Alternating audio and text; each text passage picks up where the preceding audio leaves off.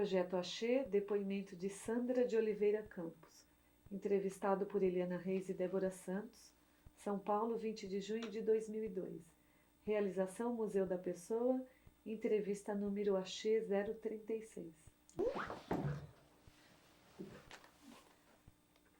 Acho que eu preciso só para sair, né? Precisa isso. Ok. Então, Gravando. para começar, doutora Sandra, eu gostaria que a senhora dissesse o nome completo, local e data de nascimento. Meu nome é Sandra de Oliveira Campos, nasci aqui na cidade de São Paulo, no dia 2 de janeiro de 1956. Tá. E decidiu estudar medicina, lembra-se quando, por que motivo? Na verdade, foi um pouco sem motivo, né? Eu tinha ido para a área de biológica e na época era muito difícil entrar em medicina e eu ia muito bem. Aí, quando eu estava no início do segundo colegial, junto com as amigas que tinham irmãos mais velhos, nós fomos prestar bolsa de estudo para cursinho pré-vestibular. Eles faziam grandes exames, até em estados. E num desses eu ganhei um desconto de 60%. E aí chamaram, fui eu com a minha mãe, e eles queriam que eu fizesse já no segundo colegial, porque isso traria, se entrasse, até uma coisa de bom para o cursinho entrar antes de poder entrar realmente na faculdade. E aí eu não quis fazer, porque tinha a parte de custo, isso tudo, e minha mãe falou, ela que faz. Aí no outro ano eu peguei e fui fazer de novo esses testes para bolsa, né, ganhei, e aí fiquei fazendo. De manhã fazia o cursinho, à tarde fazia, era uma escola estadual, naquela época era onde a gente estudava, que eram escolas boas, né? E, então eu ficava das 7 da manhã às 10 para 6 da tarde, né? E inclusive sábado, que agora não se admite, né, aula de sábado, mas terminava 10 para 6 da tarde do sábado. E aí entrei na faculdade e fui. Eu não tinha ninguém médico na família, né? E nem doente eu ficava. Então eu não tinha contato nenhum. Eu tinha entrado uma vez na maternidade quando meu irmão nasceu, quando eu tinha 6 anos de idade, e tinha tido sarampo aos 13 anos, então, e tratado num consultório, nem lembro direito que eu estava ruim, então eu nem sabia exatamente o que eu ia fazer. No fim eu gostei. E se lembra da notícia de ter passado no vestibular? Eu lembro, eu estava muito brava naquele dia, talvez até pela ansiedade, né? Eu estava horrível. E aí fui comprar o jornal, que não se usava internet, nada, né? Saía a lista no jornal. E aí desci, comprei o jornal e achei meu nome lá, né? E aí minha mãe, que estava brava, porque eu estava brava, falou, vai ligar pro seu pai. E aí eu liguei pro trabalho do meu pai e ele já tinha comprado, é claro, né? Já sabia. Então, mas só que eu não sabia nem chegar na faculdade. Tinha 17 anos, né? Eu nem sabia. Aí minha mãe foi comigo lá, olhar onde é que era, como é que entrava, tirar os papéis para fazer matrícula. E você morava onde? Eu morava no Pari, perto da igreja Santo Antônio do Pari. E a escola era aqui na Vila Clementino. Então, a gente sabia do nome da escola, né? Quando se inscreve, naquela época era CECEM, e eu queria uma escola pública, né?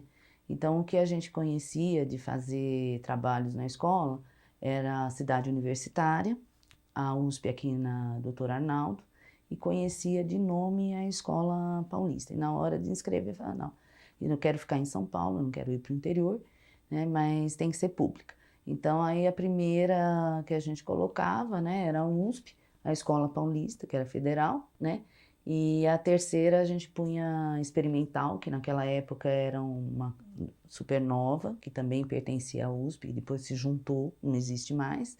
E depois Ribeirão Preto, porque aí tinha que sair de São Paulo, mas era pública, né? Para poder fazer as opções, né? E aí todo mundo queria ter certeza que realmente não pagava nada, porque era uma condição importante, né? Naquela época eu prestei CECEM e prestei Santa Casa, que seria uma escola paga, né? Mas dentro das escolas a mais acessível também, né? E aqui em São Paulo. E aí passei, né? E aí comecei. Foi bom.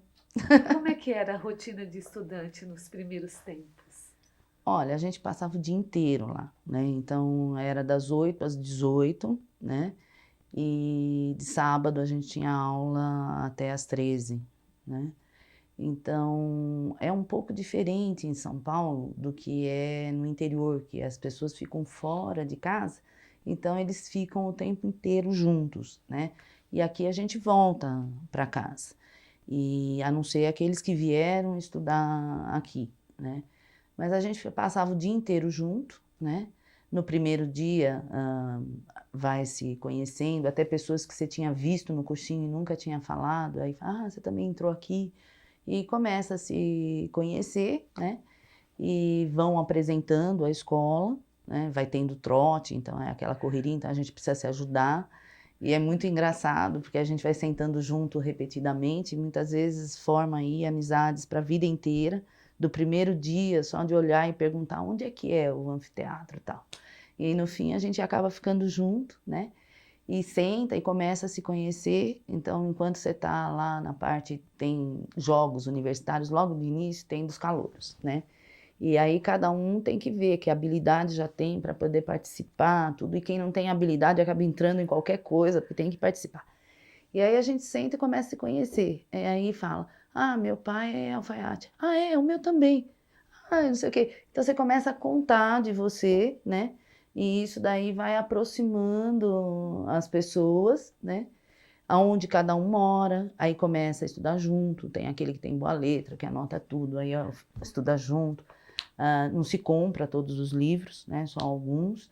E aí a gente estuda na biblioteca junto, tem que depois que termina as aulas a gente tem que preparar coisas, tudo. E então é um dia inteiro voltado praticamente para a faculdade, né? Porque é das 8 às 18 e mais o tempo de estudo. Quando você não dá certo, porque tem muito laboratório. Primeiro ano é biofísica, bioquímica, genética, embriologia, anatomia, que é diferente. O resto não é tanto. E se não dá certo o experimento, muitas vezes tem que ficar até dar certo. Então, não é que termina às 18. E a gente acaba ficando lá junto muito mais tempo. Eu cheguei a não ser reconhecida em casa, né? Para entrar no prédio, eu entrei tão segura que o porteiro deixou. Mas tocou o interfone para minha mãe, falou, olha, tem uma moça, cabelo comprido, subindo. Minha mãe falou, nossa, não estou esperando ninguém. Era eu que voltava sempre, mas ele nunca me via, porque nunca estava no horário dele, né? Então você passa a ser desconhecido dentro de casa, né? Tanto que fica lá. E dava para fazer outras atividades além de estudar, na época da faculdade? Você pode, né? Mas, assim, são algumas coisas que a gente faz. A gente acaba participando de jogos e vai assistir isso, aquilo. Cinema. Então, uma das épocas que eu mais fui ao cinema era uma época que eu ficava todo dia no hospital, de manhã até à noite, e dava plantões ainda, né? Mas que de sábado terminava a 1 da tarde. Então, antes de ir para casa, eu ia para o cinema, né? E depois ia para casa, que era uma forma de equilíbrio até, de fazer outra coisa. Aí depois que você descansava, porque domingo eu ia de novo para o hospital. Então agora eu vou muito menos, agora faz um tempão, do que naquela época que eu fazia questão de colocar uma coisa que eu gostava no meio, né? E ler, né? A gente acaba indo em alguma exposição. Qualquer coisa serve para quebrar a rotina quando a gente é muito jovem, está em grupo, até vamos andar de metrô pela primeira vez. Então eu fui andar no primeiro dia que o metrô funcionou só para poder andar de metrô. Então a gente acaba fazendo muitas coisas juntos nesse aspecto, qualquer coisa que quebrasse a rotina. E quanto tempo de formação? Eu formei em 79. Então, agora eu fiz... É uma especialização, quer dizer, não há uma especialização a princípio. Não, são 6 anos de formação, né? Então, primeiro, segundo ano, a gente chama de ciclo básico, em que você tem todo o instrumental, continua muito o que era antes. Então, as pessoas têm muito anseio de entrar já para a parte médica, tudo. Mas é química, física, né? Toda essa parte estatística. Então, é voltado para a biociência, mas tem muito da ciência básica ainda. No terceiro ano, você começa a aprender a examinar. Então, você entra no hospital, em grupo, você vai aprendendo a examinar. Nesse período é super engraçado, porque você pode andar pelo hospital, se você descer pela escada e não pelo elevador, você vai encontrar aluno um palpando o outro. Ah, tireoide, né? Deixa eu ver. É porque você fica motivado a examinar. Aí no quarto ano você ganha paciente, junto com o residente, com o professor, né? E você passa a tirar história, examinar, né? Meu primeiro paciente, por exemplo, chama Eliseu, né? Eu nunca mais esqueci. Ele entrou em coma, né? E a função do aluno é tirar a história, dar o nome, aquilo. E ele chegou em coma, então eu não tinha nada para fazer. Só que eu trabalhava lá naquela época também no banco de sangue, que era um estágio daqueles tipo trainee, tipo escola, empresa, aquele convênio.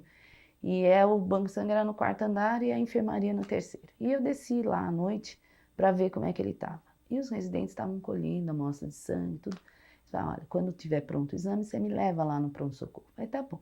E aí foi assim. Já passamos a noite inteira, sobe, desce, vai. E foi muito bom, porque aí ele acordou, né? Então ele entrou como desconhecido. E aí eu pude falar com ele, pegar um nome, chamar a família, tudo, né? Então foi o primeiro paciente. E aí depois dentro daquela sala tinha 3 leitos, né? O leito que estava do lado, então não era meu, a gente tinha um só, o meu era 329. Teve uma vez que eu entrei numa farmácia para comprar um comprimido e estava lá o paciente que era do outro. Ai, a doutora do leito 329. Então, assim, você no fim vive mesmo com os pacientes. Aí, quinto e sexto é chamado internato.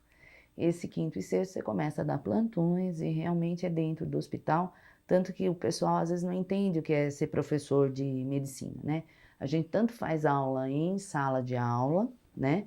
E pode ser um anfiteatro grande, uma aula para 3, 6 pessoas é considerado ideal, em que você tenha contato direto. E você tem também a atividade do lado do paciente, né? Mostrando como é que examina, como é que faz, vendo a história, né? Discutindo aquele caso, pedindo os exames, olhando os exames junto. Tudo isso é considerado aula. Então, quinto e sexto é nesse aspecto. Vai para posto de saúde, né?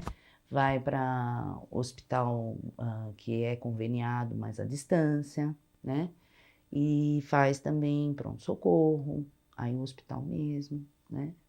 É esse ciclo. Formou, você escolhe, né? Se você vai fazer qual área, cirurgia, clínica, pediatria, psiquiatria. E aí presta o exame de residência, né? Que acaba sendo muito mais tenso do que o exame inicial, porque você agora já construiu, né, a carreira e você quer tal especialização. E aí se faz o concurso e começa então na residência. Residência é 2, 3, 4 anos, depende da área, né? Aí depois que você termina a residência, você tem a especialização. Então, por exemplo, você vai para pediatria e quer fazer pneumopediatria. Depois que você faz, né, a residência de pediatria, você começa a fazer pneumopediatria. Se você quer fazer infectologia, você começa a fazer isso. E aí, para que realmente você tenha esse título, é prestado um exame, né? Para pediatria é na Sociedade de Pediatria, que é o título, né? Chama TEP, Título de Especialista em Pediatria. E você tem o título de especialista dentro dessa área. Então, o exame para especialista em infectologia. Aí é que vai para pós-graduação, né? Aí a gente já está velho. E a escolha da pediatria? Como é que se explica? Quase que nem a medicina. Sem querer. Eu, assim, não tinha desejo daquela pessoa que desde pequena já sabe, né, o que vai ser. Você, cirurgião plástico, você não tinha. Eu gostava muito de tudo, gostava muito de clínica, né, e muito de cirurgia, né. Então, eu comecei a fazer banco de sangue, técnica cirúrgica, se montou um centro experimental, todos com aqueles que eu operava são cirurgiões hoje, né, a gente operava cobaia e também fazia alguma coisa em cadáver. E depois, né, eu fui representante da cirurgia, fiz maternidade, naquela época você fazia maternidade ou não para maternal, eu fiz casa maternal, em que a gente fazia como internos, tinha o quarto, quinto, sexto ano, residente e professor, chefe de plantão, e isso a gente fazia, é gratuito, né, você não recebe nada, e trabalha durante 24 horas na maternidade. Então eu tinha feito toda uma área, um caminho cirúrgico, né, e no último ano, né, eu escolhi pediatria, porque no último ano você passa em 4 áreas: clínica, pediatria, cirurgia, obstetrícia, ginecologia. E essas 4 áreas são realmente em atividade, né, dentro da especialidade. E aí eu decidi que iria fazer pediatria, que eu iria trabalhar, né, nesse aspecto que seria bom. E mudei. Retornando um pouquinho ainda mais para trás, quando da sua formatura, não sei, como é que a família se portou? Minha família era muito calma, né? E então era assim, ir junto para ajudar, para a gente não passar dificuldade de se perder, de não ser bem tratado, mas nenhuma tensão. Então, por exemplo, para ir prestar vestibular, fui com algumas meninas que também iam, nós pegamos ônibus, né? E descemos em frente lá da onde estava proposto a prova, entramos, fizemos, né? E para receber a notícia, então vai comprar o jornal, olha, né?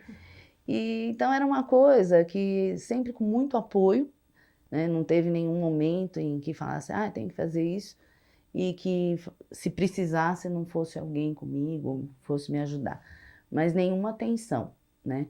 Então eles estavam muito contentes, e isso é muito bonito de ver. E eu não participei de nenhuma formatura, nem ginasial, nem colegial, eu nunca achei que era muito importante. E nessa de medicina, eu quis participar por causa deles, realmente. No fim, eu vi que foi bom para mim também, que eu devia ter participado mesmo. Mas é muito interessante, né? Porque todo mundo tem que fazer roupa, né? Todo mundo se arrumar. E eu deixei para a última hora, por causa do exame de residência, e eu ainda fazia banco de sangue. Eu saí 2 dias antes, né, da formatura com a minha mãe de manhã para ir comprar o tecido, né? E ela fez para mim, né? Então ela fez e eu fui com ela comprar um tecido para ela me fazer, né? E no dia mesmo eu fui para o hospital tudo, e voltei para fazer o cabelo. Meu cabelo é liso, ele escorre tudo. E eu queria fazer uns cachos, né? E o cabeleireiro falava assim, não se mexe, não pega vento, não vira. E ele pôs lá, caiu tudo, cheguei lá, já estava liso. E aí você vê o pessoal, você acha eles sentados, né? E é interessante ver, né, a felicidade, né? Porque acaba sendo, né, uma história de vida da família, né? E que vê conseguir formar, né, um médico, tudo. E essas profissões que são clássicas, né, elas têm um peso que acho que assim, é meio ancestral, né? Então, médico, né, você vai, idade média já tinha. Então, é uma coisa muito clássica formar um filho médico e você vê. E eu voltei já à formatura como professora homenageada. E aí você senta na mesa de novo, né, com os alunos atrás, e você fica olhando, né, a mesma face que você lembra, né, e é sempre no Anhembi. Então você, no mesmo lugar que você sentou como aluno, depois você senta lá, e você pode até achar o lugar em que pai e mãe estavam sentados ali, né, e é muito emocionante ver os alunos, né, naquele dia, a família, tudo. Aí no dia seguinte tá todo mundo, né, esperando arrumar um lugar para poder fazer a residência, mas naquele dia a festa é deles, é o sucesso, conseguiu, né? E depois de formada, a senhora começa a trabalhar com o quê? Eu formei, aí faz a residência, né? No ano seguinte da residência, em 82, eu fiquei como preceptora de residentes. Então, os residentes que estão terminando se candidatam, né, a ser preceptores, tem uma comissão de residência e a gente fica como responsável, então, pelos residentes, junto com a comissão de residência. Então, você organiza todos os plantões, as escalas, né? Você passa visita com eles na enfermaria antes que os professores passam.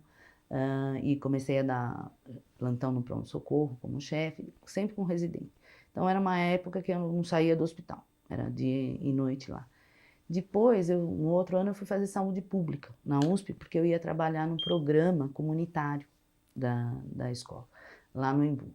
E fiz saúde pública, né, e fui trabalhar lá no programa comunitário, são postos de saúde, que tem desde a década de 60 lá. E depois eu resolvi voltar para a área hospitalar, nunca abandonei pronto-socorro. Aí fiquei em enfermaria, ambulatório, UTI, que eu fiquei dando plantão durante um ano. E depois disso que eu fui para a área de infectologia pediátrica. E então fiquei lá, no ano seguinte teve o concurso para professor, eu prestei o concurso.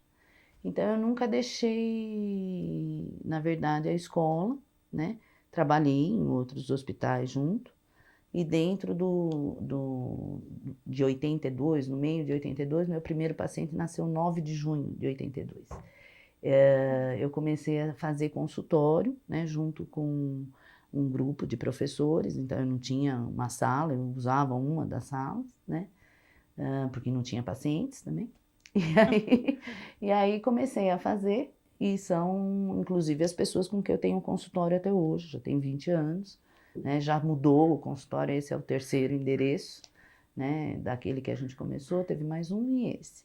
E o grupo se redefiniu, mas nós estamos ainda 3 dos que estavam naquela época, né? E então foi assim. Tá. E no consultório é comum receber propagandistas. É comum. Mas o seu primeiro contato com a indústria farmacêutica e propagandistas é ainda na época da faculdade ou só no tempo de consultório? É no 4º ano que eu lembro, uma primeira vez, porque dentro do hospital, que já reformou 1000 vezes, então esse canto não tem mais, né? Mas você tinha uma área que tinha uma bancadinha, né? Perto da entrada, e era onde eles ficavam.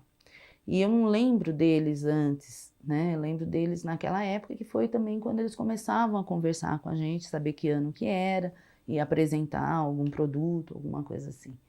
Até a residência é esse o tipo de contato. Atualmente eles têm mais contato até porque acaba tendo ligas de diabetes, de clínica, de cirurgia, que são atividades extracurriculares e que muitas vezes os laboratórios contribuem para eventos, para conferências, né? Mas antes a gente acabava não tendo tanto contato. E na residência é que você começa a ter visitas regulares, né? E é também da onde a gente se socorre para conseguir amostras para tratar pacientes. Então, quem fica em hospitais com população muito pobre, pós-saúde, você fica encarregado, grande parte das vezes, de conseguir medicações que não fazem parte do que é distribuído ou que não tem. Então, muitas vezes você tem que lembrar, inclusive, não, eu tenho que conseguir tal remédio, porque amanhã vai tal pessoa e eu tenho que levar para ele. E era com eles que a gente socorreu, olha, me arruma isso e aquilo. E o contato, então, fica praticamente diário no hospital, eles estão, né? Que a gente não converse todo dia, porque acaba tendo uma programação, mas visualmente é um contato diário. Muitos daqueles que estavam lá naquela época ainda frequentam o mesmo hospital.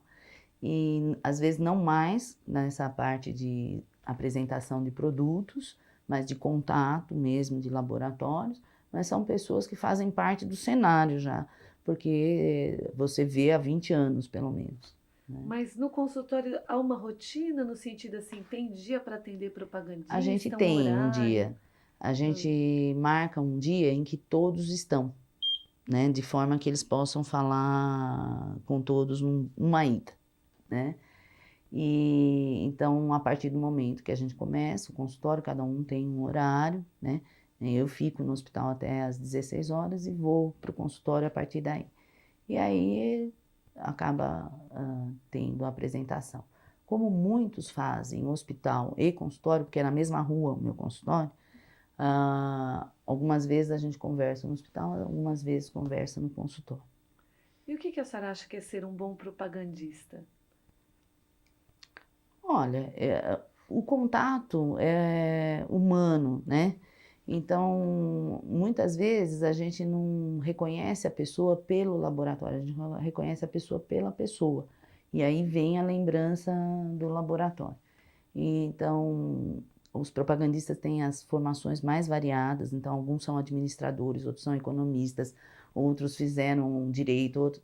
E então, assim, é rica a conversa, além da apresentação, né, do produto em si, né? Eu gosto especialmente de quando tem monografias, trabalhos, eu gosto, né? E, então, além disso, a gente acaba conversando, às vezes, por coisas pequenas, né? Mas, essa cadeira, não sei o quê, onde comprou? Você sabe, meu tio tem design, não sei o quê. Eu gosto de design italiano. E, no fim, você acaba conversando de outras áreas e de política. Alguns você já tem até expectativa, né? De que hora que vai. Então, dentro daquele dia, tem alguns que vão chegar ao final, né? Em vez de chegar cedinho, faz o horário mais tarde. Então, a hora que a gente está terminando, que chega e conversa, aí tem eleição, que nem esse ano, tem Copa, né? Então, nada escapa, né, do que está acontecendo, de a gente conversar, né? Tinha um dos propagandistas que uma vez me viu, assim, eu estava atrasadíssima, eu ia dar uma aula fora, eu precisava pegar avião, e você passa no consultório, você acaba se atrasando, porque aí é telefone, é isso, é aquilo. E eu precisava voar para casa para poder ir. E aí ele viu que eu estava toda atrapalhada, sem carro. Aí ele me levou para casa. Leva, assim, ó. Aí me levou, é perto, mas ele me levou, nossa, foi ótimo.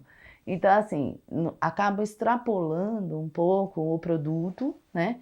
Mas um contato, e como eles estão ali no consultório, eles estão vendo se está tendo emergência, se está atrasado, né? Se está muito confuso naquele dia e acabam deixando, semana que vem, então eu falo no hospital, né?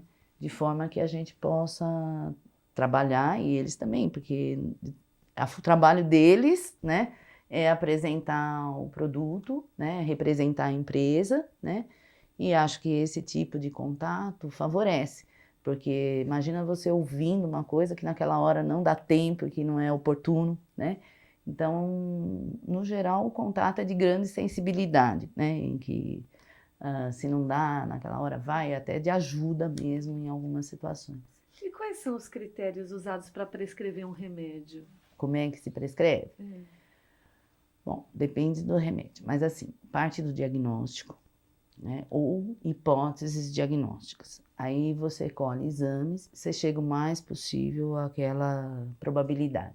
E aí você tem indicações de drogas, né? E aí dessa droga, né, você vai escolher, né, no geral, os remédios que você lembra mais, né? E, então essa é a forma, você parte do diagnóstico e chega com as indicações. Em área de infecção, em que se usa muito antibióticos, isso fica muito claro. Então, se você tem pneumonia, né, numa faixa etária, por exemplo, de 2 anos, é diferente do que de 15 anos, que é diferente, às vezes, de 60. E você, então, tem as possibilidades dos agentes que são os causadores, e aí você tem as possibilidades de droga. E aí, aquela pessoa tem condição ou não de comprar, tem alergia ou não, está tomando outro remédio que contraindique a associação ou não, né?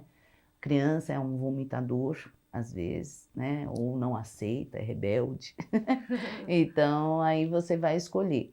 Então, é importante que você tenha aparência, gosto, custo, né? E que seja possível dar para a criança. Com os genéricos mudou muito? Não. Não. Eu acho que não teve grande mudança, né? Você passa a escrever, às vezes, 2 coisas, né? Você dá um nome genérico e dá um nome comercial. Muitas vezes você dá um nome comercial, né? E na farmácia acaba tendo, é a mesma. Aí liga, às vezes, para confirmar, ou nem liga, porque já conhece, porque no outro está escrito o mesmo nome, né? Porque é obrigatório na caixa. E aí vê que realmente é o mesmo nome e a pessoa decide. Tá? E você ia fazer Não, outra? era a mesma pergunta. Só tem como desligar o bip? Não tem, ele fica me chamando. Não, tudo bem. Pode Posso continuar. continuar? A gente está quase que mais ou menos encaminhando. É que de vez pro em final. quando vem esse bip, né? Mas eu não tenho mais agora como interromper esse bip aqui. Não sei, a senhora lembra talvez de alguma campanha que tenha marcado mais, uma campanha de propagandistas, talvez do Axê ou de outros laboratórios que tenha marcado mais, por ter sido diferente? Não sei. Não, mas isso é pessoal, Ah, tá? Eu acabo guardando a pessoa, o remédio, né? E não a campanha em si. Depois, né, se você puxa pela memória, né? Ah, aquela da borboleta, isso, aquilo. Aí você fala, ah, é verdade, né? Foi essa. Mas é uma coisa pessoal, né? Em que eu guardo muito fisionomias, nomes de pessoas, né? E situações fotograficamente, né? Mas não dou muita importância à marca, certo. nenhuma. Tá. Não é em laboratório, né? Então isso é o que prejudica eu lembrar. Tá. E assim, no dia a dia, assim, no consultório, como você, na verdade, tem dias marcados, né? Mas assim, às vezes interfere um pouco na visita, tendo seus clientes e um propagandista, ou isso é muito tranquilo? É os tranquilo se a gente entender a situação. Então, assim, eu não acho que o propagandista deve esperar indefinidamente. Ele tem que ficar de pé, carregando a mala. Então, eu acho que assim, tem que ter alguma situação de conforto. Então, podendo, rapidamente a gente atende, né? Tá lembrado os produtos, né? Perfeito, foi feito o contato. Ele conseguiu cumprir o trabalho dele. Se você está atrasadíssimo, né? Ou teve intercorrência, isso, aquilo, no geral, eles acabam cedendo e realmente a gente acaba conversando, às vezes, num outro dia, né? E aí eu consigo fazer o meu trabalho.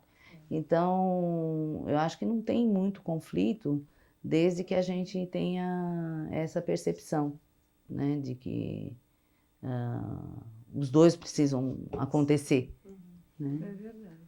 E nesses muitos anos de medicina, a senhora se lembra até do primeiro paciente, deve ter muitas histórias marcantes. Tem alguma especial? Não, eu acho que são muitas. Na verdade, isso surge muito quando a gente começa a discutir casos com os alunos, né? E cada paciente te ensina coisas, né? É interminável, né? Isso de troca.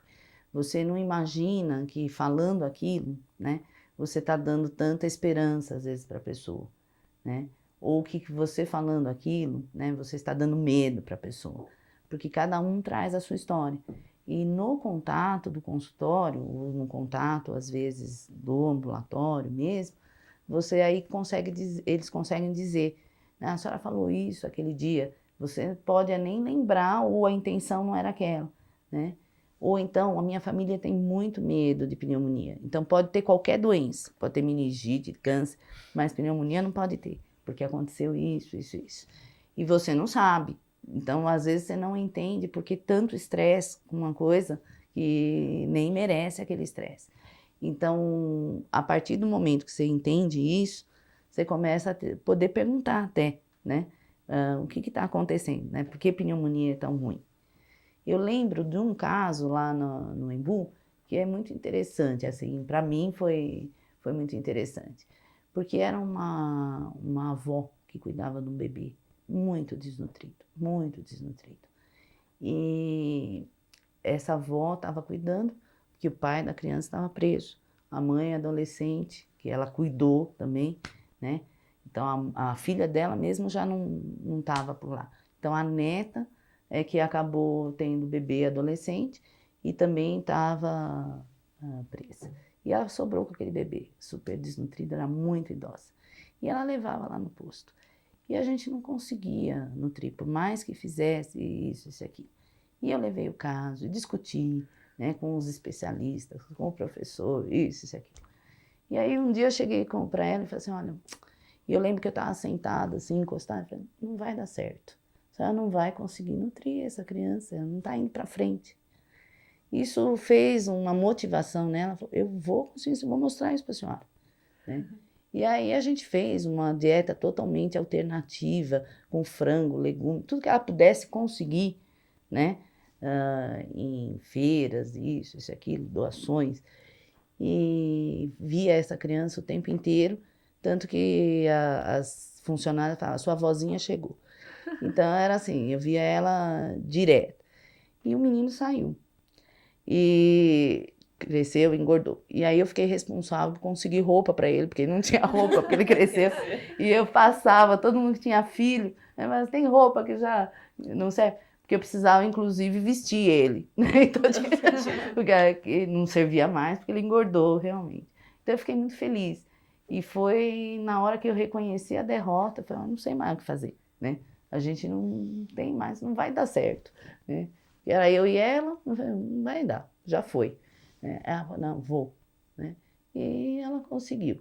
Então, assim, tem muitas histórias em que você, muitas vezes, na hora que você fala o que sente, é que o paciente te dá a chance de atuar, né?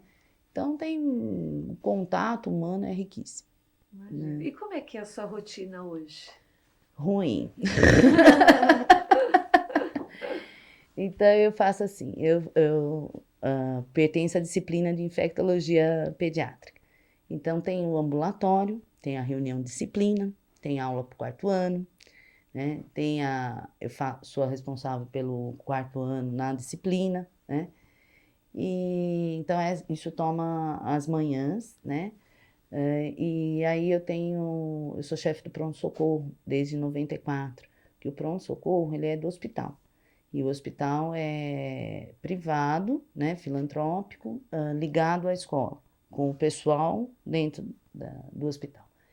E então o pronto-socorro fica ligado direto ao chefe do departamento e é designado um professor para cuidar dele.